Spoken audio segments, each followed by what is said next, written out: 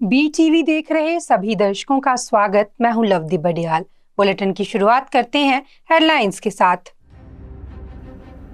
Hit and run मामले में कानून के नए प्रावधानों के विरोध में देश भर में ट्रक ड्राइवरों ने वाहन चलाने से किया इनकार। मणिपुर में नए साल के पहले ही दिन एक बार फिर हुई हिंसा। आज से 2 दिन के तमिलनाडु, लक्षद्वीप और केरल दौरे पर रहेंगे प्रधानमंत्री नरेंद्र मोदी। हिमाचल सरकार ने प्रदेश के डीजीपी संजय कुडू को पद से हटाया। नए डीजीपी का आज शाम तक हो सकता है फैसला। अब खबरें विस्तार के साथ।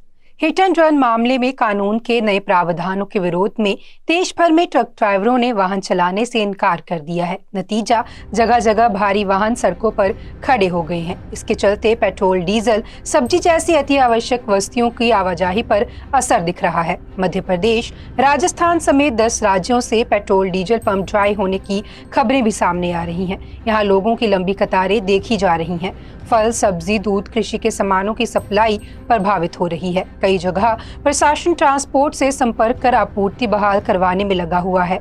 ऑल इंडिया ट्रांसपोर्ट कांग्रेस के अध्यक्ष अमित लाल मदान ने कहा है कि अभी ट्रांसपोर्ट्स ने हड़ताल की घोषणा नहीं की है। इस पर फैसला मंगलवार को दिल्ली में होने वाली बैठक में लिया जाएगा। अभी ड्राइवर खुद ही गाड़ियां छोड़कर उतर रहे हैं और दूसरों को भी चलाने नहीं दे रहे। बता दें कि मध्य प्रदेश में सबसे ज्यादा असर देखने को मिल रहा है। यहाँ एसोसिएशन के पदाधिकारी विजय काला ने कहा कि प्रदेश में 6 लाख ट्रक हैं और 1.5 लाख ट्रक 2 दिन से खड़े हैं। औपचारिक ऐलान से स्थिति बिगड़ सकती है। वहीं ट्रांसपोर्ट कांग्रेस ने कहा है कि देश में 95 लाख ट्रक हैं, 30 लाख से ज्यादा का परिचालन नहीं हो रहा है। इसके अलावा राजस्थान, महाराष्ट्र, हरियाणा, जम्मू कश्मीर, गुजरात, छत्तीसगढ़, पंजाब, उत्तराखंड और उत्तर प्रदेश में भी आज हालात बिगड़ सकते हैं। मणिपुर में नए साल के पहले ही दिन एक बार फिर हिंसा देखने को मिली है। यहाँ थौबल के लेंगोक पहाड़ी इलाके में सोमवार शाम को 3 लोगों की गोली मारकर हत्या कर दी गई। कुछ मीडिया रिपोर्ट्स में मारे गए लोगों की संख्या 4 बताई गई है। मारे गए लोग पंगाल बताए जा रहे हैं। हादसे में 11 लोग घायल हुए हैं, जिन्हें अस्पताल ले जाया गया है। उनमें से कुछ की हालत गंभीर बनी हुई है। घटना के बाद इलाके में तनाव बना हुआ है। स्थानीय लोगों ने हमलावरों की 3 गाड़ियों को भी आग के हवाले कर दिया है। अधिकारियों ने बताया कि हमलावर लिलोंग चिंगाओ इलाके में जबरन वसूली के लिए आए थे, जिसके बाद विवाद शुरू हो गया। स्थानीय लोगों ने हमलावरों को खदेड़ा, लेकिन बदमाशों ने भागते समय फायरिंग कर दी। आरोपियों की पहचान अभी तक नहीं हो सकी है। प्रशासन का दावा है कि हिंसा पर काबू पा लिया गया है। हालांकि इम्फाल पूर्व, इम्फाल पश्चिम, थौबल, कांगचिंग और बिष्णुपुर जिलों में फिर से कर्फ्यू लगा दिया गया है। राज्य के मुख्यमंत्री एन बीरेन सिंह ने एक वीडियो संदेश में हिंसा की निंदा की है और लोगों से शांति बनाए रखने की अपील भी की है। उन्होंने सभी मंत्रियों और सत्ता पक्ष के विधायकों की आपात बैठक भी बुलाई है। प्रधानमंत्री नरेंद्र मोदी आज से 2 दिन के दौरे पर तमिलनाडु, लक्षद्वीप और केरल जाएंगे। दौरे की शुरुआत पीएम तमिलनाडु से करेंगे। 2 जनवरी की सुबह वे तमिलनाडु के तिरुचिरापल्ली पहुंचेंगे। यहां एक सार्वजनिक कार्यक्रम में पीएम एयरपोर्ट की नई टर्मिनल बिल्डिंग का उद्घाटन करेंगे। साथ ही रेल, सड़क, तेल और गैस, शिपिंग और उच्चतर शिक्षा क्षेत्र से जुड़ी 19,850 करोड़ रुपए से अधिक की विकास परियोजनाओं का भी उद्घाटन करेंगे। त्रिची में पीएम नरेंद्र मोदी भारतीदासन विश्वविद्यालय के 38वें दीक्षांत समारोह में मुख्यमंत्री एमके स्टालिन के साथ मंच शेयर करेंगे। दीक्षांत समारोह में शामिल होने के बाद पीएम लक्षद्वीप के अगाती पहुंचेंगे, जहां वे एक रैली को संबोधित करेंगे। पीएम मोदी 3 जनवरी की दोपहर 12 बजे लक्षद्वीप के कावरती पहुंचेंगे। यहां वे 1150 करोड़ रुपए से अधिक की विकास योजनाओं का उद्घाटन और शिलान्यास करेंगे। हिमाचल सरकार ने प्रदेश के डीजीपी संजय कुडू को उनके पद से हटा दिया है।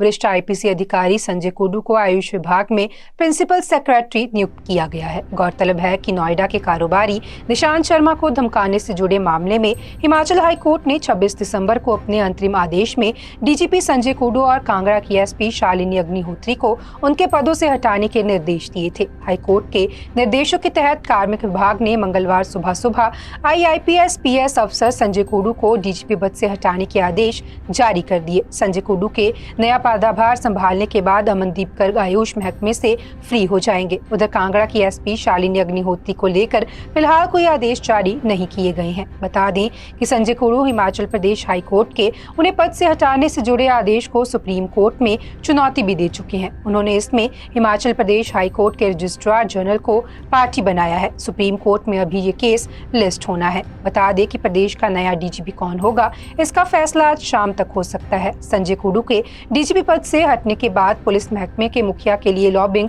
तेज हो गई है। सीनियरिटी के लिहाज से देखा जाए तो नए डीजीपी के लिए 1989 बैच के आईपीसी अफसर SR ओझा और 1992 के आईपीएस अफसर अतुल वर्मा का नाम सबसे आगे है। ये दोनों कुछ समय पहले ही सेंट्रल डेपुटेशन से वापस हिमाचल लौटे हैं। जम्मू कश्मीर के सुरक्षा मुद्दे पर केंद्रीय गृह मंत्री अमित शाह दिल्ली में हाई लेवल मीटिंग करेंगे। इसके दौरान NSA अजीत डोभाल, जम्मू कश्मीर के LG Manoj Sinha, DGP RR swan सहित अन्य अधिकारी मौजूद रहेंगे। मीटिंग में जम्मू कश्मीर में कानून व्यवस्था की स्थिति, area domination plan, security grid, UAPA से जुड़े मामलों और जीरो टेरर प्लान पर चर्चा होनी है। साथ ही यहाँ के डेवलपमेंट की भी समीक्षा की जाएगी। मीटिंग के दौरान गृह मंत्री अमित शाह जम्मू कश्मीर की विकास परियोजनाओं की समीक्षा करेंगे। गौरतलब है कि केंद्र सरकार ने साल 2021 में जम्मू कश्मीर के लिए 28,400 करोड़ रुपए की नई इंडस्ट्रियल पॉलिसी की घोषणा की थी। इसके तहत साल 2022-23 के दौरान इंडस्ट्रियल एरिया में 2153 करोड़ 45 लाख रुपए का इन्वेस्टमेंट आया है। साल 2023-24 के लिए नवंबर 2023 तक 2326 करोड़ 65 लाख का निवेश किया जा चुका है। महाराष्ट्र में ISIS मॉड्यूल केस में गिरफ्तार किए गए 6 आरोपियों को लेकर नए खुलासे हुए हैं। NIA ने अपनी चार्जशीट में बताया है कि आरोपियों ने भोले भाले मुस्लिम युवाओं को आतंकी संगठन में भर्ती करने की प्लानिंग बनाई थी। भारत में आतंकी घटनाओं को अंजाम देने के लिए मुस्लिम युवाओं के बीच प्रोपेगेंडा फैलाया जा रहा था। इसके लिए महाराष्ट्र के ठाणे जिले के बोरीवली में कई बैठकें भी हुई थी। इन बैठकों में वे ISIS की गतिविधियों को अंजाम देने की प्लानिंग किया करते थे। सभी आरोपी प्रतिबंधित आतंकी संगठन ISIS के सदस्य हैं। उनका मकसद भारत की सुरक्षा, संस्कृति और लोकतांत्रिक प्रणाली को खतरा पहुंचाना था। विदेश के लोगों के बीच भय और आतंक पैदा करना चाहते थे। बता दें कि NIA ने 2023 के जुलाई में महाराष्ट्र के अलग अलग ठिकानों पर रेड की थी। इस दौरान आरोपियों को गिरफ्तार किया गया था। इनकी पहचान अदनान अली सरकार, ताबिर सिद्दीकी, जुल्फिकार अली, सरजील शेख, आकिब अतीक नाचन और जुबैर शेख के रूप में की गई थी। NIA स्पेशल जज AK लाहौटी की कोर्ट में आरोपियों के खिलाफ 4000 पन्नों की चार्जशीट दायर की गई थी। इस चार्जशीट में 16 गवाहों के बयानों को आधार बनाया गया है। इसमें कहा गया है कि आतंकी अपने सहयोगियों के साथ DIY किट शेयर कर रहे थे, साथ ही आतंकी योजनाओं के लिए धन जुटा रहे थे। उन्होंने कुछ युवाओं की भर्ती भी की और उन्हें IED और छोटे हथियार बनाने की ट्रेनिंग दी थी।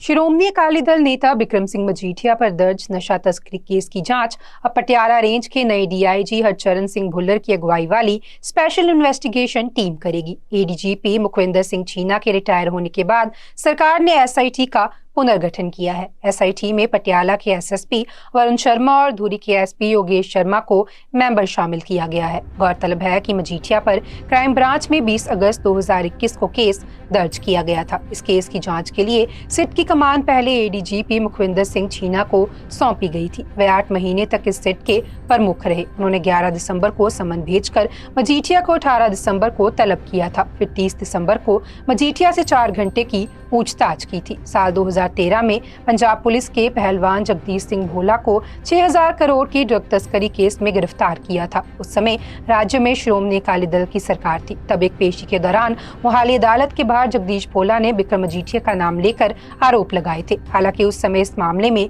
कुछ नहीं हुआ था। इसके बाद जब कैप्टन अमरिंदर सिंह की अगुवाई में 2017 में कांग्रेस की सरकार बनी तो ADGP हरप्रीत सिंह सिद्धू की अगुवाई में STF बनाई गई। उन्होंने साल 2018 में मामले में सरकार को एक रिपोर्ट दी। इसमें मजीठिया के नाम में शामिल होने का दावा किया गया था। हालांकि इसके बाद भी उन पर कोई केस दर्ज नहीं हुआ। 2022 में विधानसभा चुनाव से ठीक 3 महीने पहले जब कैप्टन अमरिंदर सिंह को हटाकर चरणजीत सिंह चन्नी को मुख्यमंत्री बनाया गया, तब मजीठिया पर 2018 की रिपोर्ट को आधार बनाकर स्टेट क्राइम ब्रांच में एनडीपीएस एक्ट की धारा 25, 27A और 29 के तहत केस दर्ज किया गया। 49 पेज की एफआईआर में उन पर गंभीर आरोप लगाए गए थे। उन्होंने केस दर्ज होने के बाद अमृतसर से चुनाव लड़ा था, लेकिन उन्हें हार का सामना करना पड़ा। अभी वह 10 अगस्त 2022 से जमानत पर चल रही हैं। विक्रम सिंह मजीठिया के खिलाफ चरणजीत सिंह चन्नी के कार्यकाल में 20 दिसंबर 2021 में एनडीपीएस एक्ट में मोहाली में एफआईआर दर्ज की गई थी। इसके बाद सुप्रीम कोर्ट ने चुनाव लड़ने तक मजीठिया की गिरफ्तारी पर रोक लगाकर उन्हें बड़ी राहत दी थी। मतदान के बाद 24 फरवरी को मजीठिया ने मोहाली की अदालत में सरेंडर कर लिया था।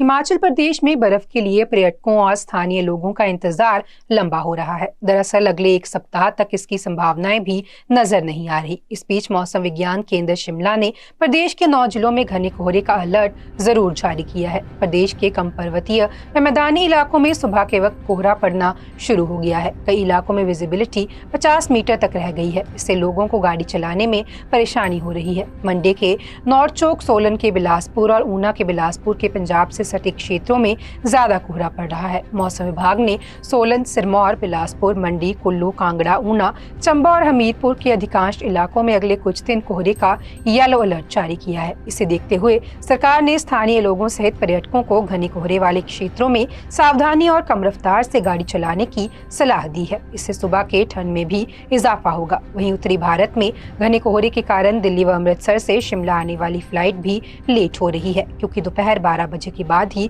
कोहरा छट पा रहा है। वही चिंता इस बात की है कि अगले 1 सप्ताह तक बारिश बर्फबारी की कोई संभावना नहीं है। प्रदेश में बीते दिसंबर महीने में भी नॉर्मल से 85% कम बारिश हुई है। ये पिछले 8 सालों में सबसे कम बारिश है। आलम ये है कि किन्नौर के जो पहाड़ 15 नवंबर के बाद बर्फ से ढकने शुरू हो जाते थे, वहां पर भी बर्फबारी नहीं हुई है और किन्नौर में नॉर्मल से 99% कम बारिश बर्फबारी दिसंबर महीने में हुई है। बिलासपुर और ऊना जिला को छोड़कर अन्य जिलों में सूखे जैसे हालात पनपते जा रहे हैं। प्रदेश में इससे तापमान भी नॉर्मल से ज्यादा चल रहा है। खासकर पहाड़ों से ज्यादा ठंड मैदानी इलाकों में पड़ रही है।